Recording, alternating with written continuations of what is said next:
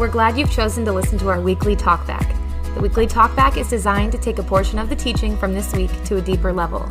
You may want to listen to this week's teaching, but it isn't necessary to understand the weekly talkback. If you'd like to connect further, feel free to reach out to us through our website, kanoichurch.org. For now, enjoy the weekly talkback from Kanoi Church, where our mission is to lead people into a growing relationship with Jesus Christ.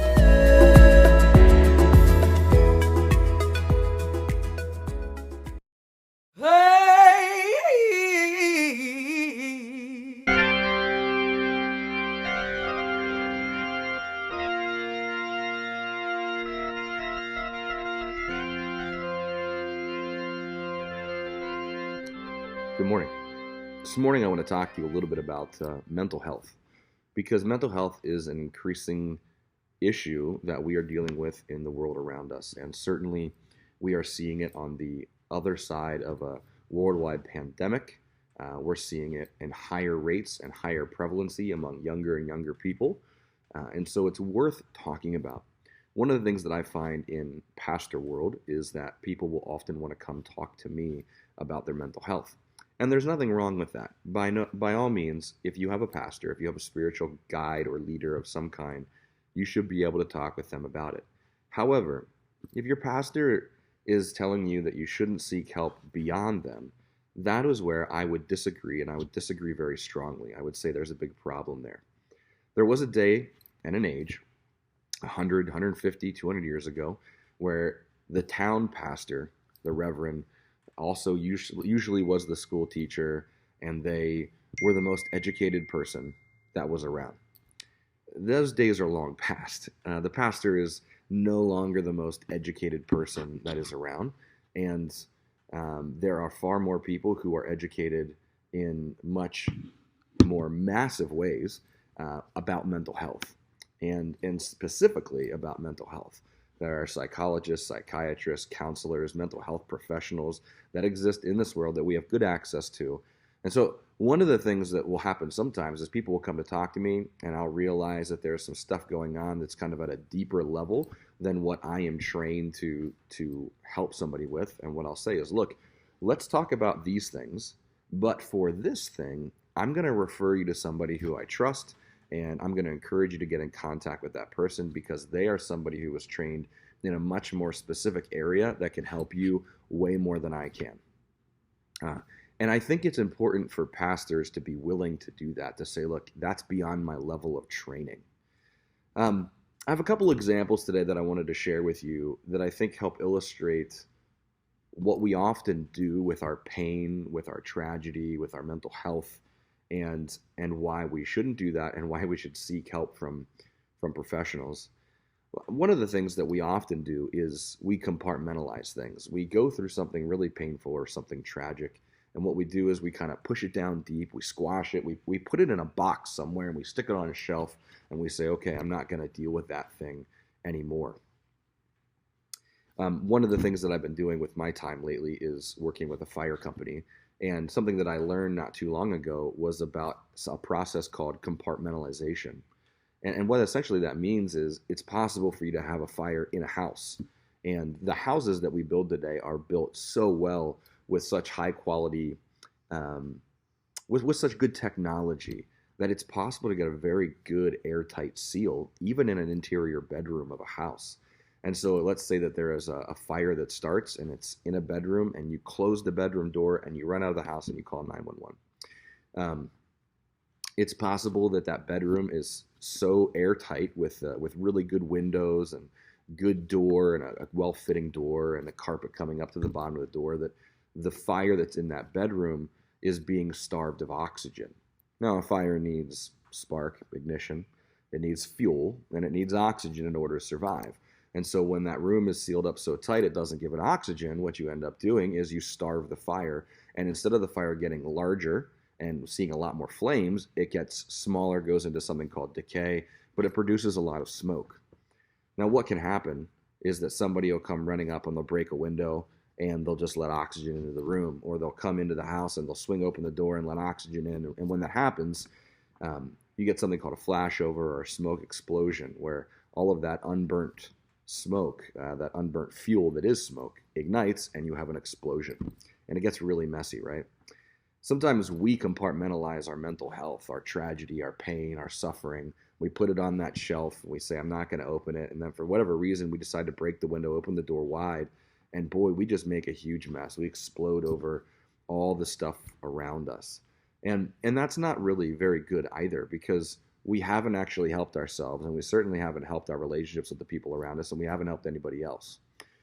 Well, in the fire department, what we would say is the right thing to do is to be prepared to break the window or to open the door, which means that we would get firefighters there with an attack line, a hose, waiting outside the door so that when you open the door, they can begin to use the hose, or you'd have them waiting outside the window so when you break the window, you can use the hose immediately and begin to cool the room down. You get the right tools before you go opening that room up and letting the fire do whatever it wants. The same thing is true in mental health. When you have that sort of pain and that sort of tragedy that you've kind of put on a box somewhere, if you just go ahead and open it, it might end up being really messy, really hurtful, really painful. It might kill some things around you. And I speak from experience. I speak as somebody who has lost 2 daughters. I speak as somebody who, after losing the first daughter, refused to go to any sort of counseling. I didn't believe in it. I didn't want it. I had a bad experience with it when I was a kid. So I didn't want to talk to anybody. And when I would try to open that door, it was so messy and so painful, and I was so angry. And it wasn't until my wife convinced me to go talk to somebody that I was able to get the right person, happened to be a counselor, who could be there with me at the door, ready to engage whatever happened when we opened the door. My encouragement to you is to consider getting the right tools available to you. And this isn't just true of the fire world. One of the things that I was trained in a long time ago was to be a first responder in the wilderness, a wilderness first responder. So that when we took people on backpacking trips or canoe trips or caving trips, things like that, we could render first aid if need be. And one of the things we learned about was what happens if you get impaled? You know, whether it's depression you're dealing with or it's some sort of dysphoria, it's something in your past that is really painful. It can feel a lot like you've been impaled by something. In the wilderness, when you're impaled, when you're far from a hospital, or even around here in your backyard, if you were to have an accident and a tree branch were to impale you or something, what would be the right thing to do? The right thing to do would not be to just yank it out right away. What we do is we take gauze and padding and bandages and we sort of stabilize the thing that has impaled us. It's sort of like we try to get as much of the bleeding stopped that's happening right now. We stabilize that thing that's hurting you, and then we transport you to the hospital where somebody who has all the right tools, all the right training, all the right experience, all the right table and room and sterile environment and all of that can actually remove the object and do the repairs internally that you need. If you were to just pull that object out in a backpacking environment or even in your backyard, the damage you could do would be catastrophic. And that, in some ways, that seems to be working against our grain. Sometimes what we want to do is we feel that pain, we feel that anguish, that mental, whatever it is, and we want to pull it out. We want to get it done. And what we end up doing again is creating a worse wound and waiting to get the right care and the right people in place. That's not always easy. Sometimes we want to do our own thing. I want to encourage you today as somebody who comes to the church or is a part of the church in some way to consider the fact that God has given us access to good medical care for a reason.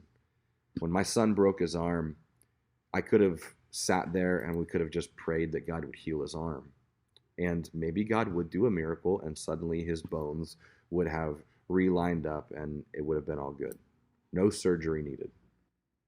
But in reality, God placed an urgent care 5 minutes from my house so that my son could receive the medical attention he needs, get transferred to a hospital so they could have the surgery needed to be casted and get pins in his arm so that down the road he has got a stronger, better chance of having a completely normal use of his arm. God has put those things in place for a reason. So while there's nothing wrong with praying for a miracle, let's use our wisdom that God has given us to also use the tools that He has put in place around us. Whether it is depression that you're dealing with, whether it is anxiety, or it is dysphoria of some kind, whether it is pain from a recent loss, or maybe an old loss. Maybe you have a relationship that is going away right now. Maybe you're in the midst of a divorce. I want to encourage you to take the time to look for mental health professionals that can help guide you through this. By all means, contact me. Let me know what I can do to be of assistance to you if you want to talk, if you want to engage the spiritual side of things. But let's not forgo the other side. Remember, too, that God has a plan. Whether it's at the creation of the world, God creating the world over the course of 6 days or 6 steps, God clearly has a plan put in place that builds on each other.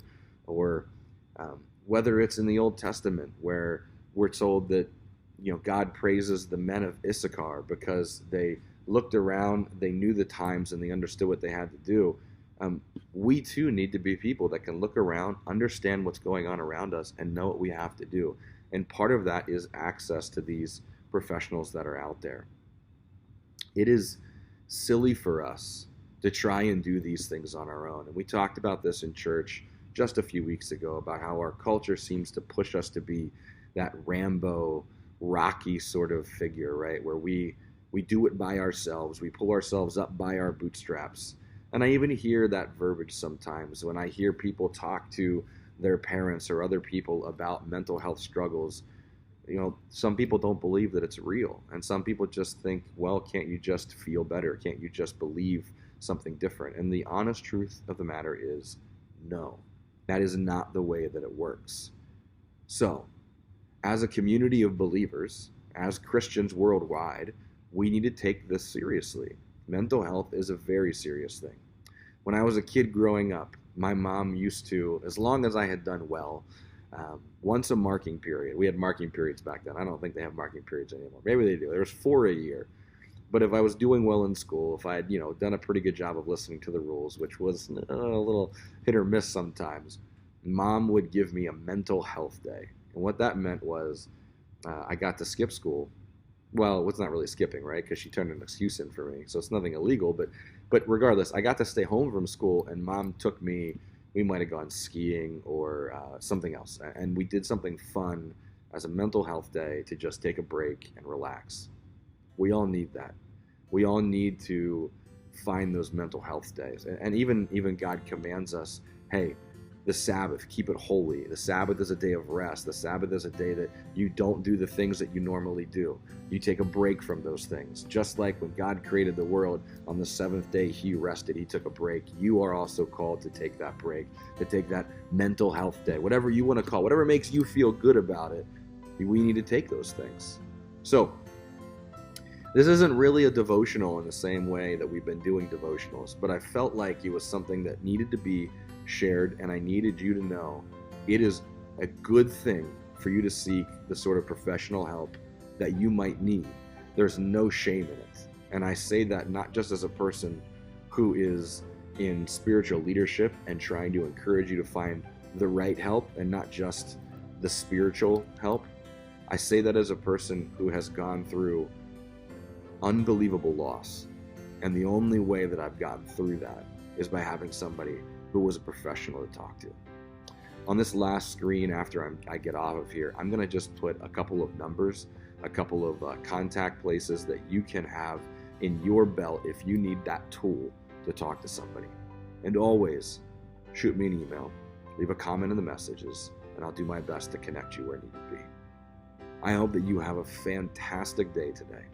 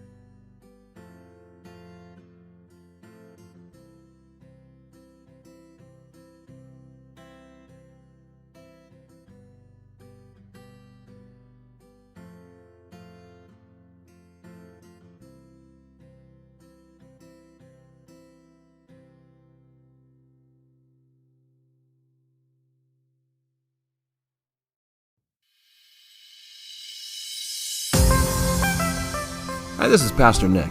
Thanks for listening. I hope something that you heard today was very helpful.